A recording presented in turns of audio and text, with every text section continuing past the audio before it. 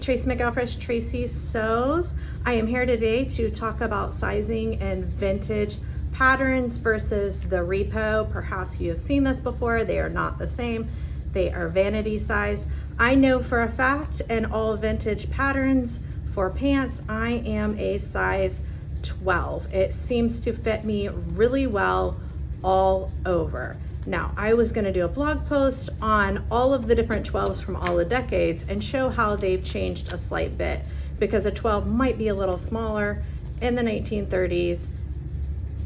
Today, it is much different. So what I've done is I got one of my 12s, this is from 73, and I flipped it over to look at the sizing chart, and this says, for my measurements, I would be a size 12. And I know that I've made this before and it fits. Now I have done this pattern in the vintage version, and now I'm going to try it in the new version. And I flipped it over and looked, and their size 12 shows the exact same measurements as the size 12 here. So we are looking at the exact measurements, but they also give the finish measurements on here.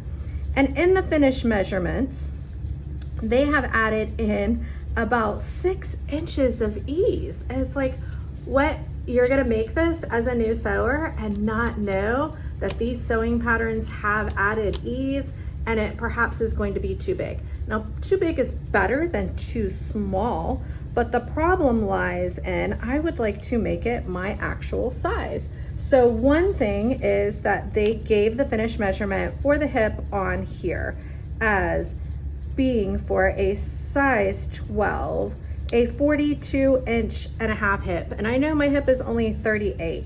So I'm gonna go ahead and size down to a 10 for this pattern, which is odd, but I was worried about my waist, and the waist, they did not give the finish measurement. So I assume that this will hang over and then add 5/8. It says a 25-inch waistline, and I'm 26, and I measured this, and it's actually 28, and subtracted the seam allowance for a size 10, and it's 28. So this will fit me closer, the smaller size, than the vintage one that I know fits already. So it's a little odd. You just have to be a private detective with your measurements and look at all aspects and know that these newer patterns have built-in ease.